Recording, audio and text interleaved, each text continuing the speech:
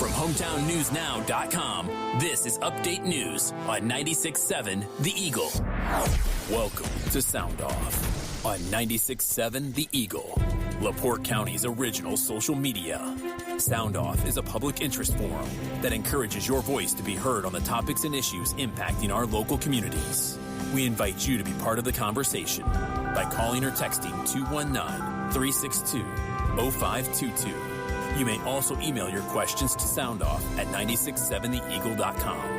This is a topic-based program, and we ask that you keep your comments brief, concise, and related to the topic being discussed. The views expressed on Sound Off are those of the hosts or callers and do not represent the opinion of 96.7 The Eagle, Spoon River Media, LLC, or the sponsors. The on-air line is now open for your calls or texts at 219-362-0522. And now, Sound Off on 96.7 The Eagle. Hey, good afternoon. Welcome to Sound Off, everyone. Detta Siddell in for the vacationing Stan Maddox, and we're going to be with you up until 1 o'clock this afternoon. There we go. Turn my own volume up. It's been a busy day around here trying to point A to point B. But anyway, today on the show, Dr. Sandra Wood of the LaPorte Community School Corporation is our guest. And Dr. Wood, first of all, thanks for coming on. Appreciate this. Thank you for having me. I'm glad to be here. School just starting up. I was mentioning on the Morning Mayhem today that, New Prairie starts back on Thursday, and you guys start next Thursday, yes. If I'm not mistaken. So we are 1 week from Thursday, so I think exactly 10 days from today. So I'm going to open up with this question. Maybe you'll have the answer. I don't know, but it's a simple one. Being the boomer that I am, it was always Memorial Day to Labor Day you had off. Today it shrinks. The day. Sure. Why is that? Why is the summer vacation shorter for the kids, at least in the state of Indiana? So several years back, so this goes back to probably the early 2010s when the law changed and it aligned the requirements for schools to mandate every district has to have students in school for 180 days. There used to be some flexibility built in with that where we could count different things for days. We could shorten seniors' year a little bit, things like that. But when the law changed to 180 days, we have flexibility for when we put those 180 days in, but we have to have a minimum of 180 school days in session. It's always a debate. Do you want to push it a little bit further into the fall and then go longer into June? Or, sometimes you try to figure out when's the better weather going to be around here. That's hard to predict. There's also things that we think about with fair. Fair is a big thing in this community. And so when the state fair takes place and things like that, those are always considerations. So there's a lot of variables to look at when we're figuring out the calendar. One of the most important things that we've tried to do here in the last year and with this new calendar that we're moving into for next year is try to align with the other schools in LaPorte County. So this past year, the calendar we had was kind of misaligned and we had some differences in breaks and things like that. And we share so many programs and students that are, we have staff that have students that attend in different places and things like that. So we try to align with all the schools in LaPorte County so that we at least try to keep everybody as close to the same as possible. Do you have flexibility when it comes to, for example, the fall breaks, the spring breaks, the Christmas breaks, where you could shorten those and make the summer vacation longer? We do, yes. We could look at that as an option. What we found, though, is that building in breaks throughout the year does benefit students and teachers as well to give some time away. Sure. And the other thing that we try to do is we try to look at the distribution of our grading periods so that when we come to the end of a grading period, that's where we try to fit in fall break. We've aligned fall break this year with our parent-teacher conferences. So the idea there being that we'll finish up the first quarter. Students will have report cards that have come home, and then we have the parent-teacher conferences aligned with fall break, give everybody a little time away, but also give the parents an opportunity to come in and meet with their children's teachers, and that they'll be able to go over some actual data, look at report card data, see how they're doing and things like that, and have some real good conversation on progress. It's been talked for many years about going year round. Is that still a hot topic? Is that something that you see legislation maybe pulling here in the state of Indiana or whatever to take place around the state? I haven't heard too much conversation about that topic here in the last several years. There was a while there, and a lot of the schools in the Indianapolis area moved to a more balanced calendar. They didn't call it a year-round calendar per se, but more of a balanced calendar. So I think Indianapolis schools probably have been back for about a week now. They usually would come back into school around the last week of July. That enables them to have, I think, about 6 weeks off in the summer, and they build in some longer breaks with fall break and spring break. There was a push towards that a while ago, but I haven't heard as much conversation in our area about that lately. All right. Our number to call or text if you have a question for Dr. Wood is 219-362-0522. That is the Sowers GMC on-air and text line. I know that with school starting a week from this coming Thursday, what's new? Maybe the parents haven't heard. Maybe the parents are going, oh, what are they going to throw at us? Or if there's anything, I mean, what can the kids and the parents expect this year? So we have a lot of exciting things coming up, a lot that we've been working toward in the past several years. I think the last time I was on here, we talked about our strategic plan and how we're moving toward some new initiatives based specifically on gearing all of our students district-wide for the outcome that they come up to when they get into high school. So recently, the Indiana Department of Education changed the diploma requirements. So this year's freshmen coming into high school are the first group of students that will be subject to the new diploma requirements. And we can also opt in any students who are sophomores through seniors into the new requirements. And that allows for a lot more flexibility. And so we're really working K through 12 to prepare students for that. So looking at integrating some of the different science, technology, engineering, mathematics skills, things like that we call STEM, as we're incorporating those learning opportunities for students in the lower levels will help them prepare. So when they get into 7th and 8th grade and have to start making decisions, what pathway am I going to move into in high school? They're better able to understand and sort of know what they want to do when they get into high school. So we're looking at expanding some of the pathways that we're offering at the high school level. So we, as we talked about last time, we have Slicer CTE, our career and technical education program that we are now able to fully develop at the Boston building. So the former Boston Middle School will be dedicated to CTE this year. So we are expanding specifically in our welding and our health careers program there. So we're really excited about some of the opportunities we're going to be able to offer to students that are directly connected to some industry partners and things like that. So a lot of exciting things happening there. This time of year, we're always looking towards staffing and making sure that we have all of our staff in place. So we are working to fill those final positions right now. So we're in a pretty good spot that we have most of our positions filled, just a few final positions that we're finalizing here this week. And then I think at last count, we had 17 new teachers, I think. And that'll probably go up a little bit by the start next week. But welcoming those new staff members and getting them acclimated to our district. And it's always exciting to be able to hire some new faces to come in and join our team. One of the things besides finding new teachers is substitutes also. My daughter's a teacher out at Rolling Elementary, so I hear about this all the time. Are you seeing the same thing here in LaPorte where it's like pulling teeth to try to get people to come in and substitute anymore, fill in? It is. It's always a challenge because, the job of the substitute is kind of unique in that it's not a guarantee.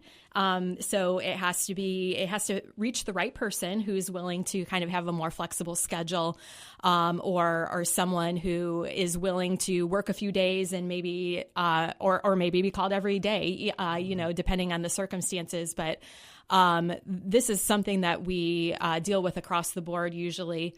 And other districts are dealing with as well, is the just finding the individuals to come and to be willing to step into roles and not really knowing each day what they're going to be, if they're going to be with high school, if they're going to be with elementary, and so on. So if I would apply, not that I'm that smart, trust me, I'm a radio DJ, but if I applied, I wouldn't know if there was an opening to substitute in elementary or high school. It just depends where administration puts me then, right? It kind of depends. So they're able, we utilize an online program so our substitutes can select if they really only want to work with elementary students or they really only want to work with high school students, they can select that or they can leave it open and roll the dice every day and see what opens what up. happens. Sure. Okay. Yeah. Okay. I got a question here on the Sowers GMC text line. Their question is, why don't you offer for the bus drivers? Why don't you offer for the bus drivers? I'm not sure what they mean by that. I guess. Not sure. I think they're wanting to know about, like, what do you offer for bus drivers? Because the next one was something about insurance on there, too. I see. Yep, I got you. So, like, benefits and insurance and stuff. I'm not sure. Yeah, I think that's what that has to do. You're right. So, first of all, is there a shortage of bus drivers still? So this is always an area of challenge for us. So we are fully staffed with our bus drivers. Our intent, though, is to staff as many substitute bus drivers as possible, because that tends to be our biggest challenge. Is we start the year with a full staff of bus drivers, but as the year progresses and different circumstances come up, we often end up with drivers who end up being out part of the time if they're on a medical leave or any other situation that might come up, and we need to fill their route with a substitute. So our goal is always to fill in as many substitute bus drivers as possible so that we're as well staffed as we can be. So that's the intent, and we work on that throughout the year. That's an ongoing process that we usually start at the year in pretty good shape, and as the year progresses, we tend to have a little bit more challenge. But that is a problem that's common across all districts. Is there benefits for bus drivers? Yes. Okay. Because they were asking insurance or. Whatever. Yeah, I'd have to look off the top of my head to be able to answer that specifically. But yes. Is there a contact that they can call if anybody's interested in it? Then? Yes, if someone's interested, we have our Director of Transportation is Carrie Brinkman, and if you pull up our district's website, you can find the information for that right away. Somebody else wants to know what kind of construction projects are in the future for the school system. So we are currently undergoing a few projects right now that are taking place specifically in the area of safety and security. So we have 3 school buildings in our district that up until this point did not have secure vestibule. So when we say secure vestibule, what that means is that all of our schools have a locked entrance. So someone has to push a buzzer to be able to come in, and then the secretary can push the buzzer, ask who they are, what their business is, and so on. A secure vestibule is an extra layer of security so that when that button is pushed to allow the visitor to come into the building, they can't get past the reception area.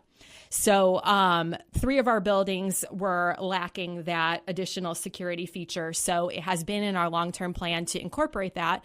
And so through a GEO bond process that we were able to do at the end of last year, we got that scheduled for construction this year. So we have Heilman Elementary, Kingsbury Elementary, and our new Little Learners Early Childhood Center now are all going to be completed with the secure vestibule project this summer. So that is just in the final stages now. So it will be just about ready to go. I think we're going to be waiting a little bit on doors for that with a delay there.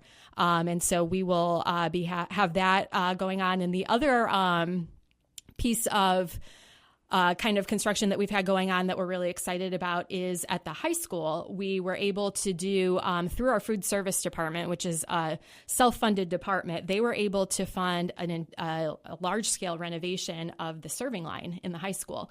So it's going to be pretty cool when it's completed, and I think they're filming a video today to be able to showcase what it's going to look like, so the kids kind of have an idea before they come in and how it's all going to work. But the idea is to be more of sort of an open concept that you would see maybe in like a college campus, more like a food court type situation.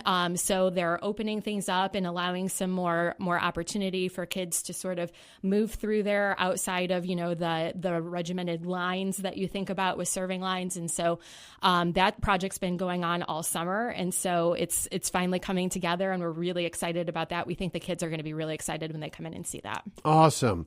Our guest is Dr. Sandra Wood from the LaPorte Community School Corporation. She is in this month to answer your questions and comments. If you have any, you can text us on the Sowers GMC on-air line or text line 219-362-0522. We've got so much more to talk about because, believe it or not, school is starting. It's back in session.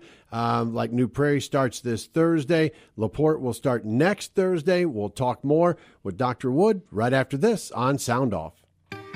Hi, I'm Meredith Crow, a family nurse practitioner working in pediatrics with North Shore Health Centers. I'm currently accepting new patients at our LaPorte location for all kinds of appointments like school or sports physicals, annual exams, and sick visits. During annual exams, I have the opportunity to get to know you and your child and address any health concerns you may have. You're welcome to walk in for a same-day appointment, schedule online at northshorehealth.org, or call us at 219-763-8112. Spend your summer where music takes center stage at Fair Oaks Farms Backyard Concert Series. They will kick off the summer concert series Friday, June 13th with Small Town, a John Mellencamp experience. On July 11th, discover 3 of Nashville's newest rising country stars. And on August 15th, sing along to Icons of Country with hits from Luke Bryan, Miranda Lambert, and Zach Brown Band. Get your 3-concert package for just $45 and go where food trucks, cold drinks, and the sounds of summer await. Visit fofarms.com to get your tickets today. Look at all the things I've collected over the years in here, Dave. Why, Dad? So you'll have many things to remember me by, and, I'm sure you can use it all someday. But, Dad, I can't use all these things. Yeah, but just think, it's all yours someday. Oh, wow. Thanks, Dad. Is that a bumper I see buried with this stuff? Oh, hey, yeah, I believe it's your mom's 1976 Pinto. And again, it's going to be yours someday. Do you have things you don't need or want anymore? Are you tired of seeing things that you thought was a good idea to buy and then turn around and put it away in some corner of your garage? Well, you're in luck. At 96.7 The Eagle, we can help by reading your garage, rummage, estate, or yard sale during Tradio. All you need to do is visit hometownnewsnow.com, click on the Submit tab, and fill out the form, and we'll contact you for the payment. It's that simple.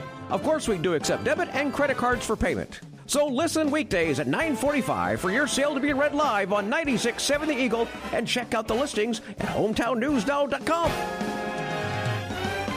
This look at the forecast at 96.7 Eagle brought to you by Harmon Expert Auto Service. Looking for reliable and professional auto repair services? Visit HarmonExpertAuto.com, stop by 308 Washington Street, or call 325-0444 to schedule your appointment today. Michiana weather. Highs around 81 this afternoon under overcast skies. Partly cloudy tonight. Lows dip down to about 61. From the Weather Center at HometownNewsNow.com, I'm meteorologist Paul Trombley. Right now, it's 77 degrees. Thank you for tuning in to Sound Off. You can now text or email your questions directly to the studio.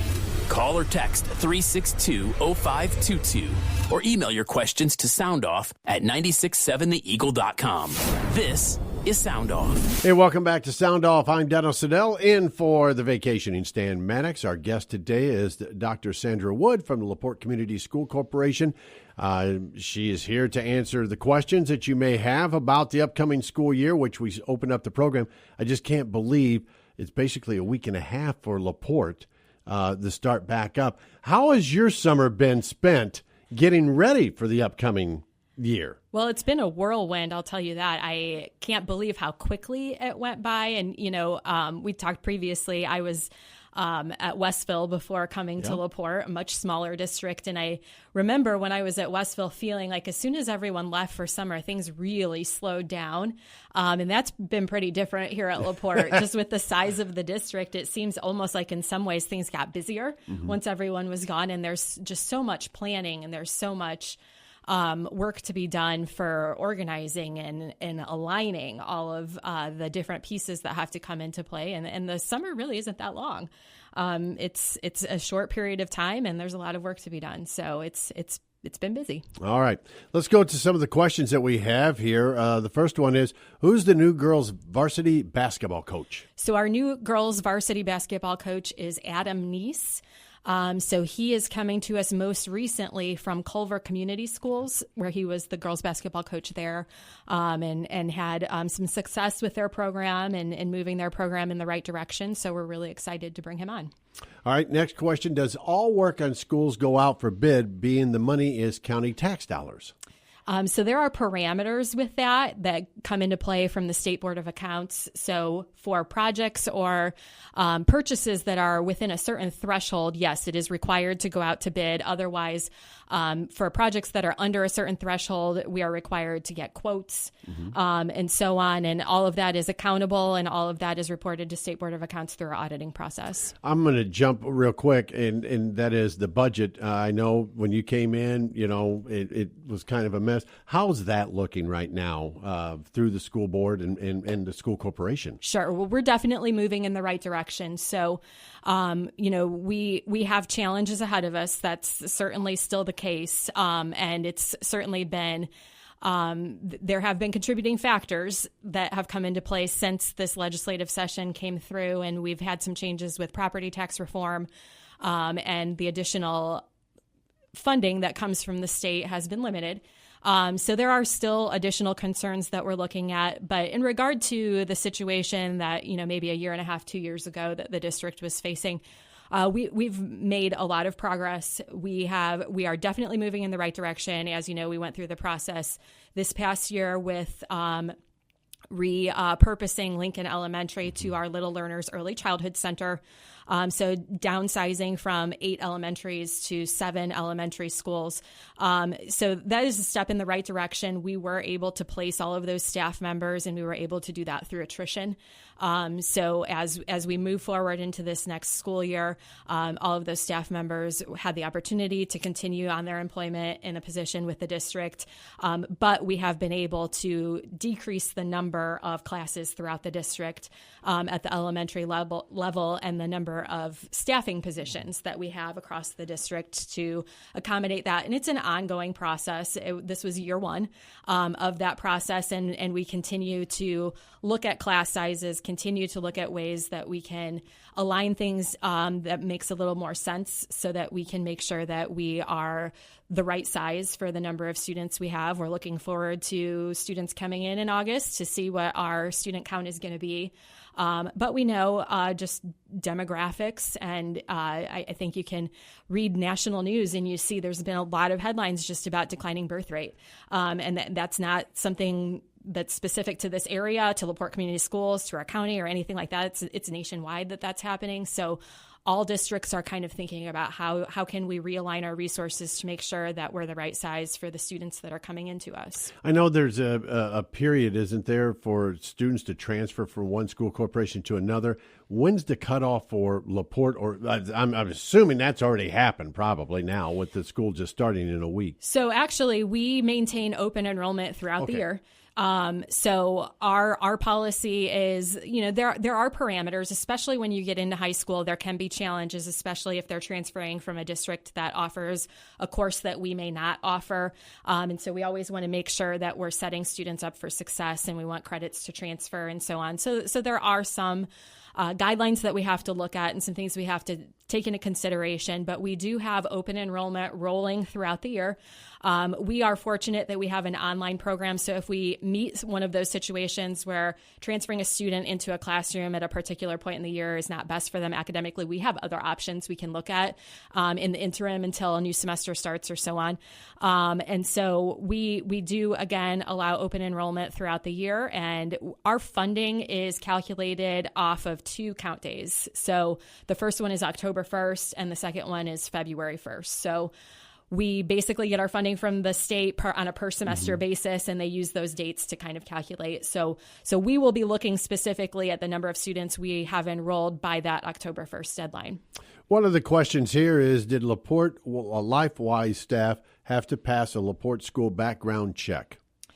So right off the bat, I just want to clarify that LifeWise staff do not belong to LaPorte Community Schools. So I think that's one of the biggest misconceptions, is that LifeWise is not affiliated in any way, shape, or form with LaPorte Community Schools. there is a law in place that was passed by the legislature in 2024 that requires us to allow students to leave if their parent requests to sign them out to attend religious programming. So I've been kind of using the analogy. It's similar to if a parent decides to sign their child out to go to the dentist. We don't get involved in what is happening once the parent says, I'm signing my child out for X, Y, or Z reason. And because the state legislature has mandated that we must allow parents to let their children leave for that certain period of time, if it is for religious instruction, we are trusting that the parent is vetting the organization that they are choosing to allow their child to participate with. And we have verified that they do have a background check process in place, but because they are not our employees and it is not our program, we really don't have any jurisdiction over getting involved in the actual background check process. Is the school corporation still in charge, of the kids when they leave the school grounds and I'm not sure where they're going here in LaPorte. I know it's Olive Chapel for New Prairie, but I'm not sure here. Are you still responsible for those kids? No. So it would be the same kind of like with that analogy when a parent signs their child out to go to the dentist. Once the parent has signed the paperwork that the child is to leave, then it becomes the parent's liability at that point. Okay. So we are not responsible once the parent signs that form. And it goes back to parent choice. Every parent has the right to choose to participate in this program if they would wish to do so. But if they feel that it's not a safe or a reasonable program that they want to participate in, it certainly isn't something that they have to participate. It's fully voluntary. We are complying with state law and allowing participation based on what law requires us to do. And beyond that, it is the parent's liability then if they choose to have children sign out for that. All right. We need to take another break. When we come back, we'll take more questions on Sound Off. Dr. Sandra Wood is our guest right here on 96.7 The Eagle. You know what's better than keeping up with your neighbors? Making them jealous. At Pavey Excavating in Stoneyard, they have the landscaping materials you need to turn your home into the envy of your block, including mulch, gravel, river rock, black dirt, and boulders. So tempt your neighbors into admiring your property. Shop family-owned and operated Pavey Excavating in Stoneyard for your next landscaping project. Pavey Excavating in Stoneyard, digging the good earth since 1954 on Ohio Street, just east of Boyd Boulevard in LaPorte. Are you ready to unlock your best smile and start a brand new story? Smiles on Jefferson is your go-to destination to exceptional dental care. Every smile has a story, and Smiles on Jefferson is here to help you with yours. They're located at 809 Jefferson Avenue in LaPorte. Smiles on Jefferson is dedicated to making your dental experience comfortable and stress-free. From regular checkups to advanced treatment. For your best smile, contact Smiles on Jefferson today. We love to see you smile. 369-6882. Tradio on 96.7 The Eagle, Monday through Friday at 9 a.m. is brought to you in part by Haverstock Funeral Homes and the Child Support Division of the LaPorte Prosecutor's Office. Call in on the Sowers GMC on-air line and tell us what you have to buy, sell, or trade, and host Kathy Reese and Dennis Siddell will take care of you. A LaPorte County tradition like none other. Tradio, weekdays at 9, part of the Morning Mayhem on 96.7 The Eagle. We're waiting to hear from you. Dial or text 362-0522 and let us know what you think. That's 362-0522. Back to Sound Off on 96.7 The Eagle. Welcome back to Sound Off. Dr. Sandra Wood is our guest. She is the superintendent here at LaPorte Community School Corporation. And I'm going to bring this up because we were talking about the break. It's amazing. We were earlier in the show, we talked about school bus drivers. And like I said, when I was a kid, you had the farmers. They were there. They could do that. But it's still tough to find people that can commit to taking kids in the morning, taking them back home in the afternoon, and sticking with it year round, including the substitutions that you might have. I mean, yeah, absolutely. Because at the end of the day, it is a part-time job. So we have our drivers, the schedule for driving is kind of unique in that it's first thing in the morning, then there's a break in the middle of the day, and then you come back in the afternoon. So, when thinking about individuals who are out looking for jobs and looking for a new career path, driving a bus is pretty non-traditional. It's not a traditional career. And so it is a challenge to find those individuals that are interested and willing to do that schedule, to sort of, and it's school year only also, right? So there is, you're off the summer and you're off on breaks and things like that. So it can definitely be a challenge to find the right person who's interested. Two questions, because one of them I didn't realize how many routes there are and how many bus drivers does it take to cover the community for LaPorte?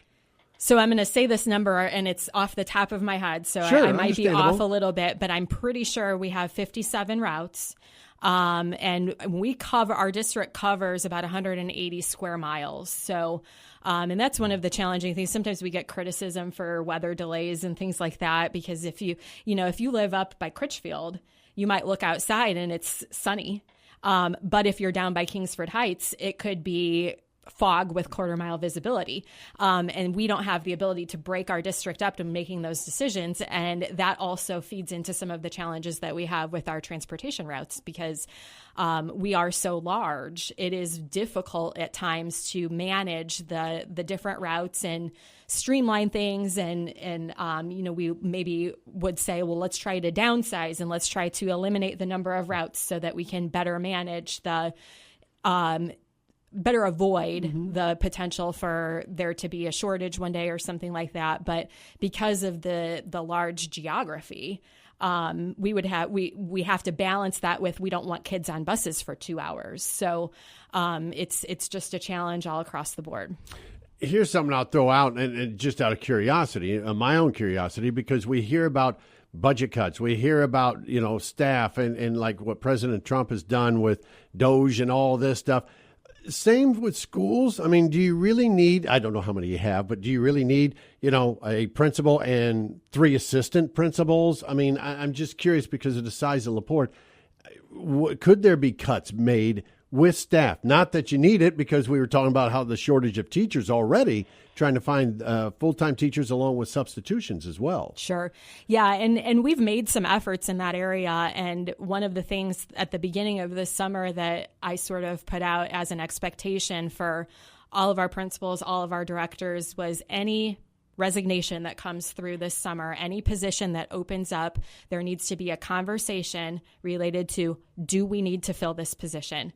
And in some cases, the answer is just yes, because obviously there are safety concerns. The education of the children is the most important thing, and we don't want to downgrade the educational product that we're providing to our families.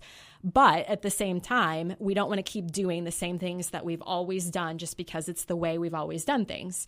So there have been some opportunities that have come up as a result of those conversations where we have been able to do that. We've been able to downsize some things and realign some things. So, before I came in, we had 3 assistant superintendents. We have 2 now. So we're looking at all of those things. One of the challenges that we face is that there are certain areas that we are overseen by the Department of Education. There are certain things that we are expected to do as far as paperwork and reporting, and it's difficult sometimes to eliminate a position and then you have to say, but where is all of that work going to go? Because we want to try to keep that out of the hands of our teachers, because we want them working with kids all the time. And so we just have to kind of look at it comprehensively and figure out where can we make those cuts and where do we have to keep the staff we have. As superintendent of LaPorte, you've got some time in finally, which I'm sure is like, okay, now I got a better hold of things and a vision.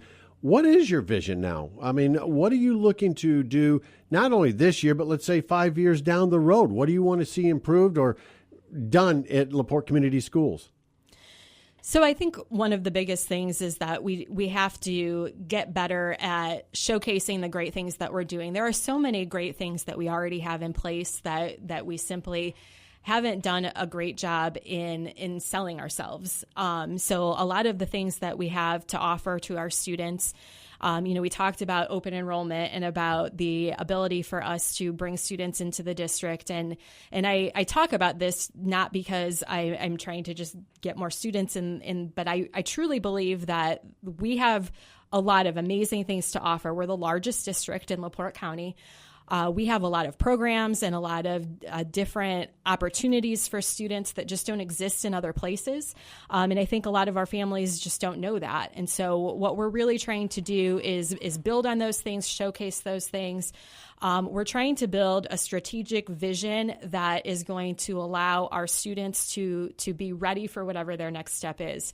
And as we think about the way that technology is changing, I read a lot about the onset of AI and how AI is going to change not only the world we live in, but also the job market and what that's going to look like for students, for a student right now who may be going into 6th grade.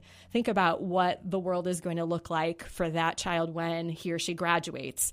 And so trying to anticipate all of the decisions that we're making now when we don't know really what that world and what the job market is going to look like is a challenge. And so trying to keep a good pulse on our local community, our local industry, so that we are preparing kids in jobs that are going to be relevant and that they will be able to graduate with some type of credential or some type of training that's going to lead them to work. Mm-hmm. Wow.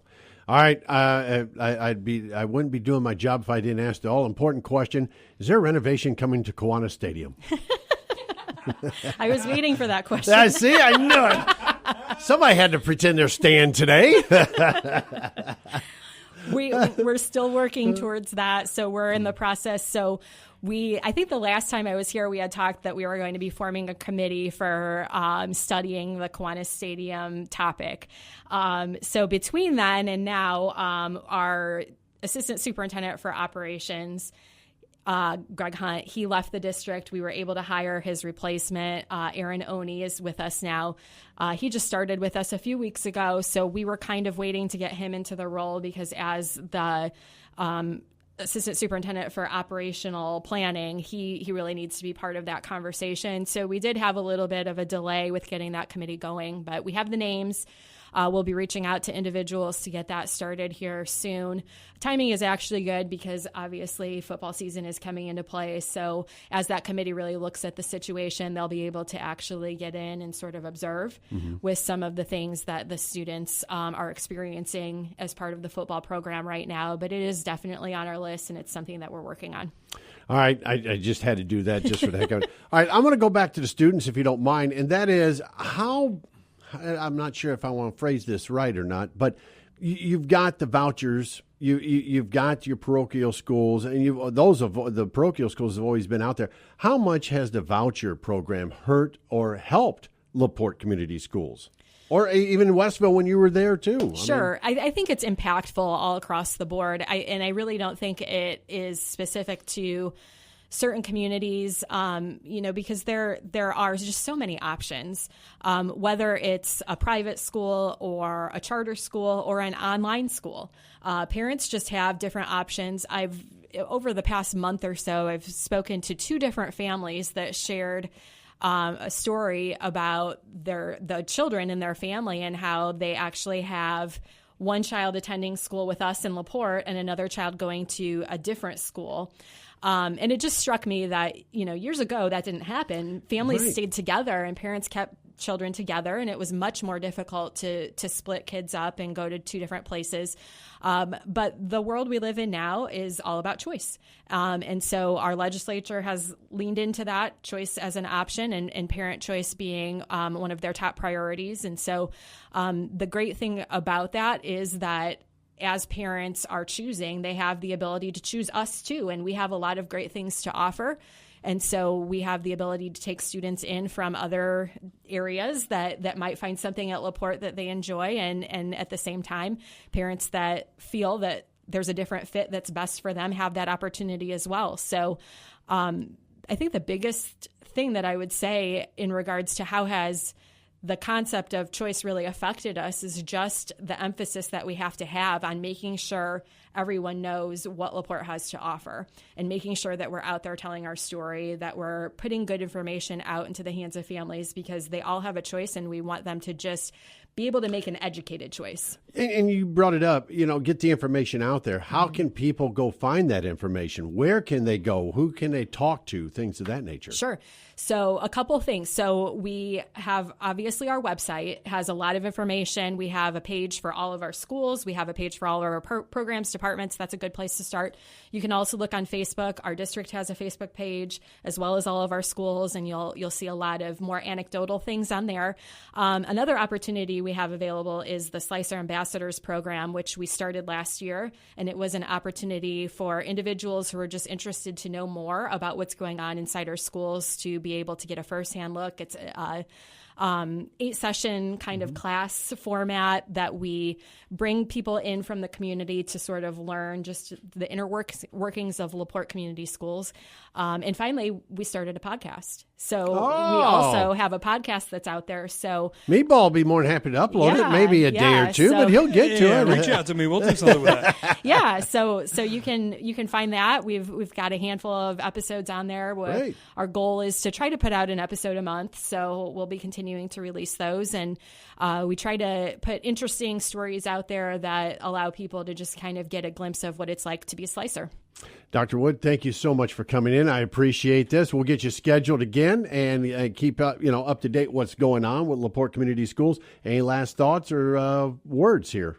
No, I'm just really excited for the start of the school year. We talked about how busy it's been, but really that point when all the teachers and students come back into the building is what we're all working towards. So we're excited for 10 days from now to have everybody back and see all the smiling faces. Fantastic.